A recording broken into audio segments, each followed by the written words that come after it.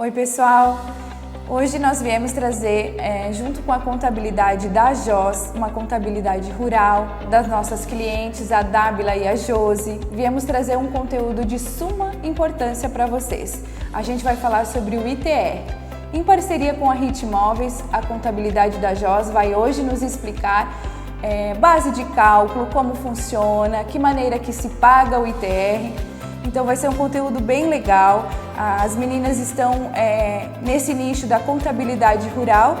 Então assim, se precisarem, a gente vai deixar na descrição do vídeo as redes sociais, Facebook, Instagram, o contato delas também. Entre em contato, tire suas dúvidas. Olá, me chamo Jaciara, sou corretora de imóveis da imobiliária HIT e estamos aqui hoje com a Dábila e a Josi, que são contadoras e abriram uma contabilidade rural aqui em Tuporanga. Vamos explanar várias dúvidas sobre o ITR, o Imposto Territorial de Responsabilidade dos Agricultores. Qualquer dúvida, vocês podem nos procurar ou procurar as meninas que estaremos à disposição. Então vamos lá. Dábila, o que é o ITR? Bem, o ITR é o Imposto Territorial Rural. A gente pode comparar o ITR com o IPTU. O IPTU ele é cobrado da área urbana, já o ITR ele é cobrado da área rural, né? Outra diferença que a gente pode citar para entender melhor o ITR é que o IPTU ele vem calculado pela prefeitura, né? A prefeitura já envia para o contribuinte pagar a guia. Já o ITR não, é o contribuinte que declara, ele é autodeclaratório. Então ele vai lá, informa as informações e gera o imposto para pagar. Este é o ITR, é o Imposto sobre o Território Rural. Legal. Josi, e quem que deve declarar? Quem que é o contribuinte que deve fazer essa declaração do ITR? Já o contribuinte do ITR é o proprietário, né, de um imóvel rural, é aquela pessoa que tem um domínio útil dessa terra rural, desse imóvel rural, e também a pessoa que é possuidora a qualquer título, né, inclusive usufrutuário, né, aquela pessoa que tem usufruto desse terreno. Esse proprietário, ele quando for declarar o ITR, ele tem que levar consigo alguns documentos, né, que é importante, ele tem em mãos sempre documentos pessoais dele, né, como RG, CPF, o CPF também do cônjuge, né, que é importante colocar na declaração. É importante ele ter o número do INCRA, né, o CCIR, que geralmente já o agricultor ele tem essa certidão um pouco antes de fazer o ITR, ele já se programa, vai lá e tira o CCIR. E também ele coloca todas as suas informações pessoais do imóvel, né? Ele tem que saber o total de hectares que esse imóvel possui. É bom ele estar junto no momento que está fazendo essa declaração do ITR, porque ali ele vai estar colocando, vai estar dizendo para a pessoa que for fazer essa declaração, o contador ou a pessoa que for da sua confiança, né, do sindicato rural, como ele usa esse terreno, né? Quanto em porcentagem ele utiliza para lavoura, quanto que ele utiliza em benfeitoria, né? Então é importante ele estar sempre presente. Ele também tem que levar o CAR, se ele tem o Cadastro Ambiental Rural, e o ADA, que é uma declaração, um ato declaratório do IBAMA, né? Que ele leva junto e que ajuda a diminuir o valor total do ITR, do imposto. Josi, quem não tem esse ADA tem que procurar que órgão para estar realizando, né, fazendo esse cadastro ambiental? O ADA ele pode ir se informar na Secretaria da Agricultura, né, procurar um representante lá para averiguar se ele consegue entrar em contato com o IBAMA, né, porque essa é uma declaração online que ele consegue fazer. E aí, a partir do momento que ele tem essa documentação, é bom ele guardar também por no mínimo 5 anos, né? Até 31 de dezembro de 2026 é bom ele ter essa documentação guardada, né, em algum lugar seguro, porque a Receita Federal pode vir e pode cobrar, né, essa documentação comprobatória que ele utilizou para diminuir o valor do imposto. Legal. Josi, Dábila, perdão. Como que é calculado e como é declarado o ITR? Muito bem. O ITR ele é calculado a partir do valor da terra nua, o VTN que a gente chama.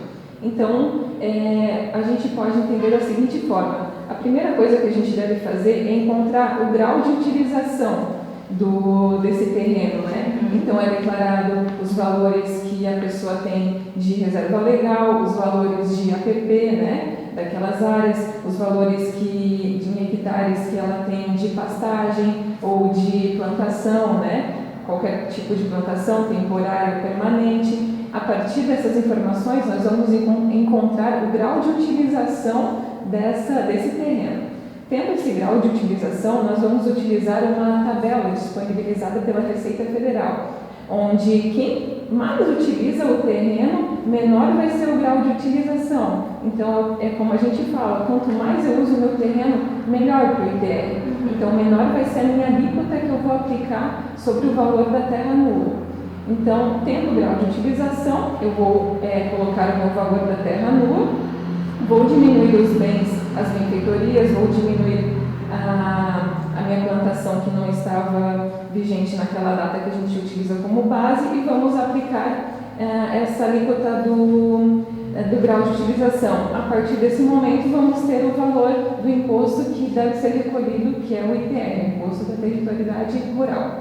Então, Dábila, como que é calculado e como é declarado esse imposto? Certo, muito bem. Ele é calculado a partir do VTN, é o valor da terra nua que a gente chama. Então, através das informações que a gente vai informando lá na ficha do programa da Receita, do ITR, a gente vai colocando os valores de reserva legal, de APP, vamos diminuindo os valores de pastagem, de plantação que esse produtor tem nessa propriedade e vamos chegar numa porcentagem do grau de utilização, a gente vai encontrar essa porcentagem. A partir dessa porcentagem encontrada, nós vamos utilizar uma tabela da Receita Federal que ela diz o seguinte: quanto mais eu utilizo o meu terreno, menor vai ser o meu grau de utilização, menor vai ser a minha alíquota. Ou seja, quanto mais eu uso essa propriedade, menor vai ser a alíquota. Após tendo encontrado o grau de utilização, nós vamos informar o valor de mercado desse imóvel, vamos diminuir as benfeitorias, vamos diminuir o que tinha plantado naquela data base, né? E vamos ter a base de cálculo do VTN, o valor da terra nua tributável. Tendo essa base de cálculo, vamos aplicar essa alíquota do grau de utilização, encontrando assim o valor do imposto do ITR. Como que ele é declarado? Isso, acrescentando como ele é declarado, então, o ITR é a partir do programa disponibilizado pela Receita Federal. Anualmente, ela disponibiliza o programa. Como a gente pode olhar na internet, tem o programa de 2021, que é o que está vigente agora, tem de 2020, 2019 e assim sucessivamente. E por que tem um para cada ano? Porque muitas pessoas às vezes precisam retificar ou até estão em atraso, então elas precisam desses programas dos anos anteriores, né, para estar fazendo a declaração. Então, ele é declarado a partir desse programa da Receita, que qualquer contribuinte pode entrar na internet, no site da Receita, baixar esse programa e fazer a sua declaração. Legal. Josi, qual que é o período de apuração para essa declaração? Eu quero aproveitar da pergunta anterior do documento, né, necessário. É bom a pessoa também ter o NIRF, né? É o primeiro número que é solicitado ali na hora que você vai declarar o ITR. O NIRF é o número de identificação do imóvel rural, né? E todo imóvel rural é identificado como se fosse o CPF da propriedade rural. Todas essas informações também estão lá na matrícula do imóvel, né, Josi? Isso, exatamente, Josi. Voltando à tua pergunta em relação à apuração do imposto, o período do imposto é anual. O ITR ele é apurado anualmente, sempre nessa época de agosto até setembro. Agora em 2021 começou no dia 16 de agosto, vai agora até dia 30 de setembro. Ele pega informações sobre o terreno, sobre o imóvel rural, ocorridas entre 1 de 1 de 2020 até 1 de 1 de 2021. Então, situações que aconteceram para o imóvel rural nesse período são as que vão para o ITR, que são declaradas, né? Então, né, pessoal, só lembrando a questão do prazo, temos até agora final de setembro, é isso? Para estar declarando, né? E para quem não estiver declarando dentro do prazo, a gente tem uma multa, né, Dábila? Se tu puder explicar um pouquinho sobre essa questão. Exatamente, que é bem importante, né, o produtor ficar atento para ele não precisar estar pagando essa multa, né? Ela é uma multa de 1% ao mês ou fração de atraso. Porém, essa multa ela não vai ser menor que R$50. Então, se o meu imposto deu R$20 e mais com a minha multa deu 25, você não vai pagar R$25, você vai pagar 50, porque a Receita diz que o mínimo é R$50. Ah, tá. Josi, quais são as principais hipóteses de imunidade? As principais hipóteses de imunidade são referentes a áreas que a Receita Federal né, ela determina geograficamente dentro do país. A gente utiliza o nome gleba rural para determinar essas áreas. Então, a gleba rural ela muda em tamanho de hectares de acordo com a área que o município está localizado, que a propriedade rural está localizada. Né? Se é na Amazônia, se é na região da Amazônia Oriental ou Ocidental, ela é uma área diferente, em torno de 100 hectares, igual ou inferior a 100 hectares, é chamada pequena gleba rural. Se é uma área que está localizada no polígono de secas, ali no Nordeste brasileiro, onde tem um grande índice de aridez no solo e tem um grau alto de estiagens seguidas, ali é em torno de 50 hectares a chamada gleba rural, então ela vai mudando. Nos demais municípios do Brasil é 30 hectares, então a pequena gleba rural ela é 30 hectares para os demais municípios do país. Na nossa região aqui seriam 30 hectares. Então essa pequena gleba rural, ela para poder usufruir do benefício da imunidade, ela tem que ser um imóvel rural utilizado, explorado apenas pelo proprietário e a sua família. Ele não pode ter nessa propriedade rural contrato de arrendamento, parceria, comodato, e ele também não pode ter no nome dele nenhum imóvel rural ou urbano. Então ele tem que ter apenas aquele terreno rural, até 30 hectares, né, de igual ou 30 hectares. E aí também entra no quesito da imunidade imóveis que são da União, pertencentes ao Estado, ao Distrito Federal, aos municípios, autarquias também, que a imunidade ela tem a ver com aquele artigo 150 da Constituição, né? Não é cobrado imposto sobre esses terrenos aqui. E quais são as principais hipóteses que dão a isenção? A isenção, ela é a mesma, praticamente assim, é parecida com a imunidade, né? Ela também, a pessoa não precisa pagar o imposto, mas a isenção ela tem um diferencial, né? Em relação ali às 30 hectares da pequena gleba, o proprietário desse imóvel rural, ele pode ter uma junção de vários imóveis rurais que não pode ultrapassar 30 hectares. Então ele pode ter um terreno de 10, mais um de 10, mais um de 10, deu 30 hectares. Ele não pode passar 30 a soma desses imóveis rurais. Mas aí também ele tem que se encaixar nos outros perfis. Ele não pode ter nenhum outro imóvel urbano, também não pode ter outros imóveis rurais, também não pode ter comodato, parceria, arrendamento em cima desse terreno. E aí entra na isenção também pessoas que são assentadas da reforma agrária, né? Participam de programas de reforma agrária, e nem pessoas que estão em área que são de remanescentes quilombolas, né? Isso é mais comum lá no Nordeste, Bahia, né? No Nordeste do país. Legal. Dávila, o imóvel que é situado então na área urbana, né? Na área urbana do município, e ainda é explorado como atividade rural, né? Aquele tiozinho que tem o imóvel aqui na área urbana e planta um aipim, por exemplo, né? Tem um terreno do lado da casa e planta um aipim. Ele está sujeito a pagar o ITR ou não? Boa pergunta, Jaciara. Não, ele não está sujeito a pagar o ITR. Por quê? Porque o ITR ele é sobre a área rural, ou seja, nesse caso já estaria dentro da área urbana. Então, o que é importante verificar? Ver as delimitações junto ao município, aonde termina a zona rural e a zona urbana, né?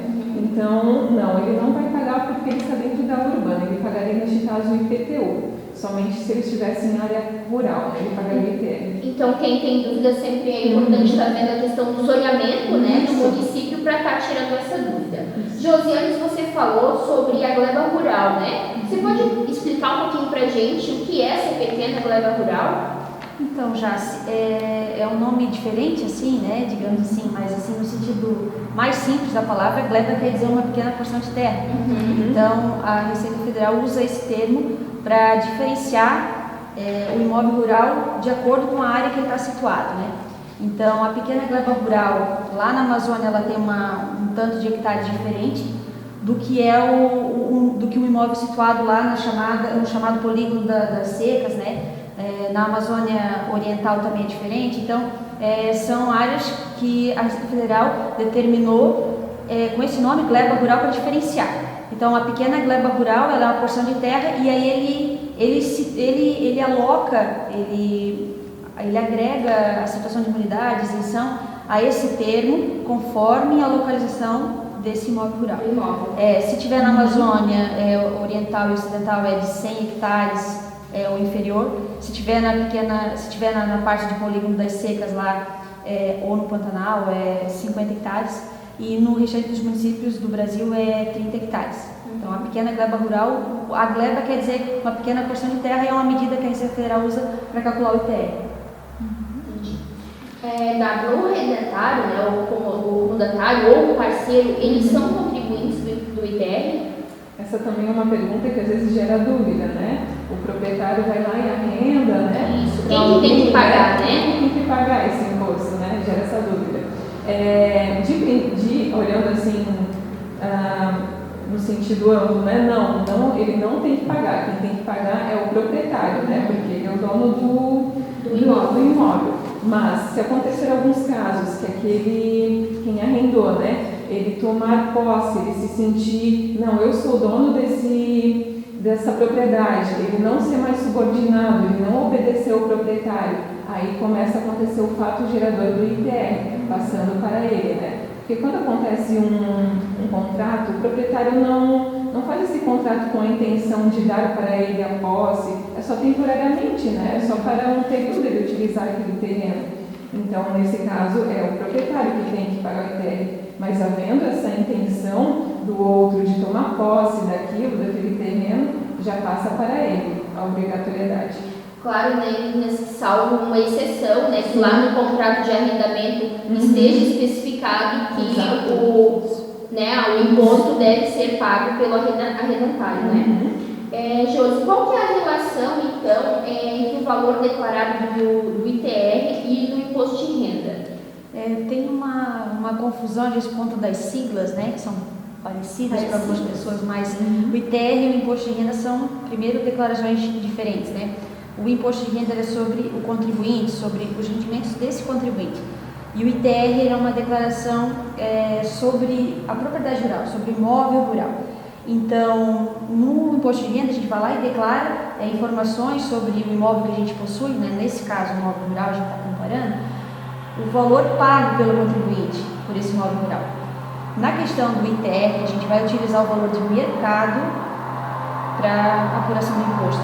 Então, vai utilizar o valor que a prefeitura declara lá na tabela, né, que informa para a Receita Federal, que é o valor da terra nua, e a partir daquele valor, que todo ano ela disponibiliza essa tabela conforme a aptidão agrícola, tem todo um critério que eles utilizam para chegar no valor e que é avaliado conforme o município, né? Então, lá no ITR vai o valor de mercado e no imposto de renda vai o valor que a pessoa ela pagou por aquilo, então o desembolso dela, né? O que acontece, usando um exemplo assim, né? Muitas pessoas acabam apurando o ITR utilizando o valor da escritura, o valor, né? Uma escritura antiga, o terreno lá está 120 mil. O correto é o valor de mercado usando esse valor dessa tabela que cada prefeitura disponibiliza, né? Uma pesquisa que a gente andou fazendo, né, da Ávila até uma consultora do agro, sobre essa questão do ITR e o valor de mercado, a gente identificou que o ITR, se declarado conforme o valor de mercado, quando a pessoa for declarar imposto de renda, ela pode usar a declaração do ITR para fazer o valor do ganho de capital. Ali ela pode diminuir o imposto, né? Vamos supor, um terreno que ela pagou realmente 100 mil, ela vem há anos declarando 100 mil reais no imposto de renda dela. Se ela vai fazer no ITR conforme, né, a lei manda, o certo, que é usar o valor da terra nua conforme a prefeitura disponibilizou naquela tabela, ela vai ter lá no ITR, vamos supor, a atualização do imóvel valendo 400 mil reais. E ela pode usar essa informação do ITR para fazer o cálculo do ganho de capital. Então, ali é uma situação que poucas pessoas se atêm, mas que é muito importante, porque a pessoa pode economizar. Então, essa é uma relação importante da pessoa pensar quando ela vai fazer o ITR, né? Que isso pode impactar lá no imposto de renda. Tem que ter atenção. E até, né, já orientar esses agricultores, né, a questão do imposto de renda, né? A importância deles estarem vendo, né, a sua situação financeira, se precisa ou não declarar, né? Sim, com certeza. Acrescentando um pouquinho, porque acontece o ganho de capital muitas vezes na venda, né? Então, se eu tenho lá por 100 mil na minha escritura e eu vendi por 400, isso dá 300 mil de ganho de capital. Aplica 15% de imposto de renda, isso dá um valor altíssimo. Agora, eu poderia estar talvez utilizando o valor lá do ITR, que eu venho atualizando sempre o valor de mercado. Ou seja, o meu valor do ganho de capital vai ser menor. Então, eu vou pagar menos imposto. Isso é muito bom, o contribuinte estar atento a isso e verificar essas situações, né, para pagar menos imposto. Que são pequenos detalhes, né, mas que lá no final vai gerar uma diferença no bolso do contribuinte, né? Quem que é obrigado, então, a preencher essa declaração, a DIAC? A DIAT, ela está dentro da declaração do ITR. Existe a DIAT e a DIAC e a DIAT. Parece meio parecido, mas são duas fichas, na verdade, cadastrais dentro do ITR. A DIAC significa documento de informação da atualização cadastral. Dentro dessa ficha, no ITR, é somente informações de cadastro do contribuinte, ou seja, somente informações do imóvel, o número do NIF, que agora passou a ser o CIB, né? O nome do imóvel perante a Receita, o total de hectares, o endereço desse imóvel e também as informações do proprietário, o nome dele, o CPF da esposa e o endereço dele. Essas são as informações que vão na DIAC. E na DIAT são as informações do cálculo do imposto. Lá as fichas onde a gente coloca todas as informações da reserva legal, onde a gente faz o cálculo, como a gente já falou anteriormente. Lá vai a DIAT. E a DIAC é importante, mesmo quem seja imune também estar declarando ela, porque às vezes essa pessoa vai precisar para quando vender um imóvel, para quando precisar de algum crédito bancário. Então é importante, mesmo ser imune, declarar o imposto do territorial rural para estar informando a DIAC e ter esse documento para apresentar. Legal. E existe um valor mínimo para o ITR, Dábila? Sim. O imune ele não vai pagar, né? Porque ele é imune isento, mas aquela pessoa que é obrigada a pagar porque ela não caiu na isenção, ela não está isenta nem imune, e ela tem mais que 30 hectares aqui na nossa região, né? Um exemplo. Mesmo que ela colocar as informações e não der um valor para pagar de imposto, ela vai ter que pagar no mínimo uma guia de R$10. Então não é que ela não iria pagar nada, ela vai pagar no mínimo R$10, mesmo que não deu imposto sobre o valor da terra nua para pagar. E nos casos, né, que dá um valor mais elevado, essa guia ela pode ser paga em parcelas? Perfeito, pode sim, Jaciara. Às vezes pode dar um valor alto, né? Vamos dar um exemplo de R$1.000, né? Às vezes fica pesado para o contribuinte estar pagando, né? Até 30/9, agora, por exemplo, R$1.000. Ele pode sim, pode parcelar em até 4 parcelas, cotas que a gente chama também, mas é parcelas, né? Porém, essa parcela ela não pode ser menor que R$50. Então, sendo R$1.000 dá tranquilamente para dividir em 4, mas um exemplo, R$120. Eu posso só parcelar em até 2 vezes, porque ela não pode ficar menor que R$50. Então, né, aos contribuintes que precisam fazer a declaração do imposto de renda, né, do ITR, perdão, frisar mais uma vez, né, que existe essa possibilidade de estar parcelando, tá? Josi, e o aposentado, ele precisa pagar o ITR ou ele pode ser isento? Então, já essa é uma dúvida, né, curiosa, porque muitas vezes no imposto de renda, né, tem isenção, né, ele não precisa pagar, então, e tal, mas em relação ao ITR não tem nenhuma relação. O ITR é um imposto sobre o imóvel rural. E a pessoa sendo aposentada ou não, se ela tem um imóvel rural, ela vai ser tributada da mesma maneira. Não tem nenhuma diferenciação. Então, só para a gente finalizar, Josi, eu queria que tu diferenciasse para a gente, né, a diferença do ITR e do INCRA. Então, já, se outra coisa que o pessoal confunde bastante, né? Bastante, né? Então, o INCRA é o instituto, né, que cuida da reforma agrária no país. Lá no INCRA, né, você tem uma inscrição do imóvel rural para um controle desse instituto, né, que cuida dessa parte de reforma agrária no Brasil, e de lá você tira o CCIR, né, que é a certidão da situação do imóvel, né, rural. Essa certidão ela é importante porque ela demonstra que perante o INCRA o imóvel também está tudo certo, está tudo ok, né? Uma das certidões, das muitas necessárias para mostrar, né, a regularidade do imóvel rural. E o ITR, ele só precisa desse número do INCRA, né? Ele precisa desse número para colocar na declaração, porque faz parte. É importante também a gente explicar o porquê que agora vai se chamar CIB, né? O NIRF, né? Até saiu recentemente, a Receita Federal informou. que o NIF ele vai passar a se chamar o CIB. E por quê? Porque ele é informado somente com números, né? Só que essa numeração está acabando, não sendo mais possível criar novos números, está acabando a opção de gerar novos. Então ele vai passar a se chamar CIB, porém ele vai ter agora números e letras, ele vai passar a ser alfanumérico. Ah, legal. Mais alguma coisa, Josi? Uma dúvida só que a gente lembrou, né, de estar colocando, há situações em que em limites territoriais de municípios acontece a pessoa ter um terreno lá, né? E a pessoa tem dúvida, né? Qual é o endereço que ela vai utilizar nessa propriedade. Tipo assim, o proprietário tem 10 hectares, né? Vamos só simular aqui, o agricultor lá tem 10 hectares e 7 pertence para um município e a diferença é para outro, é isso, né? Isso. Nesse caso, o endereço que ele vai colocar no ITR, lá quando ele preencher o cadastro do endereço do imóvel, ele vai colocar o endereço da sede, que geralmente é a casa dele, vamos supor. Mas se ele não tem nesse terreno, ele vai colocar o endereço onde tem mais terras, né? O endereço do município onde ele tem mais proporção territorial. Ah, legal. Bacana informação. Até porque a gente tem bastante aqui na nossa região situações dessas, né? Então, pessoal, era isso que a gente tem para vocês hoje. Estamos à disposição para qualquer dúvida, né? As meninas também estão à disposição. Todas as informações de telefone, né? O contato e o endereço vai estar aqui embaixo na descrição do vídeo. E aguardamos vocês para